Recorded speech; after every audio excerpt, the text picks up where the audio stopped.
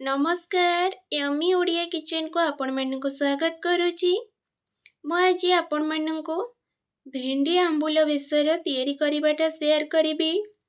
आपण माने वीडियो को फर्स्ट रो लास्ट पर्यंत देखंतु ताहले जाइंकी आपण माने घरे परफेक्ट भेंडी बेसर बनै पारिबे। तो वीडियो को फुल वॉच करंतु। आशा करुच्ची वीडियोटी समस्त को पसंद आसीबो। आपण मैंने जदि मो चैनल रे नुआ ताले फास्ट सब्सक्राइब करि नियंतु आ पाखरे आसुथिबा बेल बटन रे ऑल को क्लिक करंतु जहा द्वारा मो रेसिपी रो नोटिफिकेशन आपण मानक पाखकु पळैबो। चलंतु एबे स्टार्ट करिबा आजिर रेसिपी। मु एठी भेंडी को भला भाबरे धोई नेइची। जोरा छोट छोट भेंडी अछि ताकु मझिरो मु 2 खंड करूची। जोरा टिके बड़ अछि ताकु मु 3 खंड करूची भेंडी को।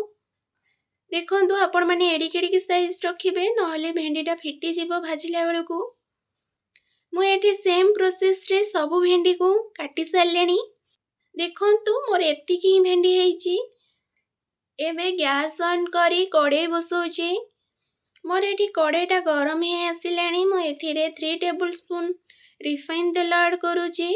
आपण मैंने चाहिए एथिरे सोरिष तेल रे भी भाजी पारिबे भेंडी को। तेलटा ये गरम ही आसिलानी। काटिकी रखिथिबा भेंडी की एथरे ऐड करूची। सब बेले मीडियम फ्लेम रे ही को भाजीबा। हाई फ्लेम कले भेंडीटा पोड़ी जीवो। आ ऊपर एबे मु स्वाद अनुसार लूण ऐड करूची। लूण पकेवा द्वारा भेंडीटा हमर शीघ्र भाजी ही जाइथिबो आ भेंडीर नाळ अंश भी मरी जीवो। सेथि पई एथिरे मु लूण ऐड करिची। आ ताको भला भाबरे मिक्स करिकी 2 ରୁ 3 मिनिट पई याको कवर करि नेली। एबे देखंतु कवर खोली के आपण मानको देखौची। देखंतु गोटे गोटे भेंडी रे मोर पोड़ा दाग लागि गलेनी। मु आको आउरी किछि समय भाजीबी। भेंडी रो कलर चेंज होबा पर्यंत एठी मु भाजीबी। मु एठी भेंडी को पाखापाखी 15 मिनिट भाजीची। देखंतु एठी सब भेंडी रे पोड़ा दाग लागि आइसलानी आ भेंडी रो कलर भी चेंज हे गलेनी। मु एबे प्लेट को काढी नउची। सेम कड़ाई रे मु आउ 3 टेबल स्पून रिफाइन तेल ऐड करूची। हाफ टी स्पून पंच फुटण ऐड करूची। एटी देखंतु मोर फुटणटा भले से फुटी गलेनी। काटिकी रखिथिबा आलू ऐड करूची। आपण माने चाहिए आलू को मध्य स्किप करि परिबे।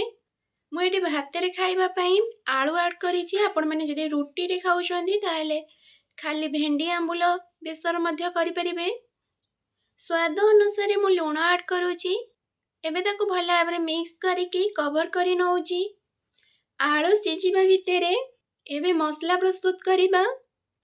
2 टेबल स्पून सोरिष, 6 ରୁ 7 टी रसुण गला, 2 टी लंका आको मु एबे ग्राइंडिंग करि नै आछी। एबे 5 मिनिट हे गलानी। एबे कवर खोलुची।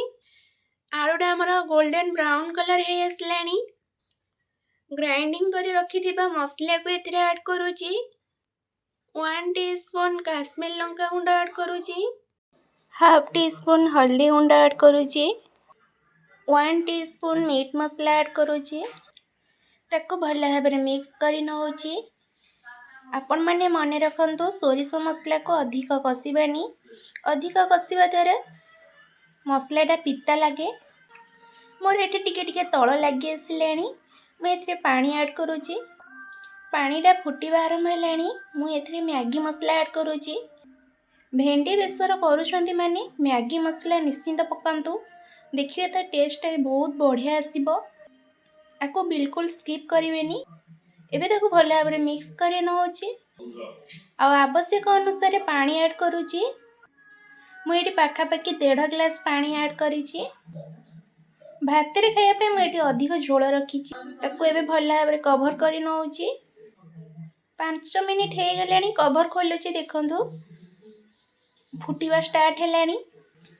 देखंतु आपण माने ए स्टेज रे ही भाजी के रखिथिबा भेंडी ऐड करंतु।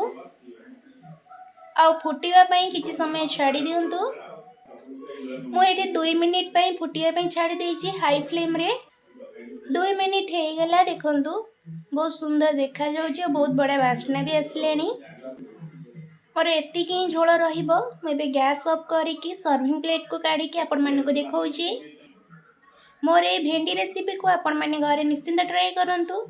केमिति लागिला मते मतामत जणेबे कमेंट सेक्शन रे। भिडियोटी भल लगे लाइक शेयर सब्सक्राइब कमेंट करने भूलतुनि। आउ गोटे नुआ रेसिपीटे नहीं आपण पाखक पुणी थे आसबि। आज रोचे नमस्कार। जय जगन्नाथ।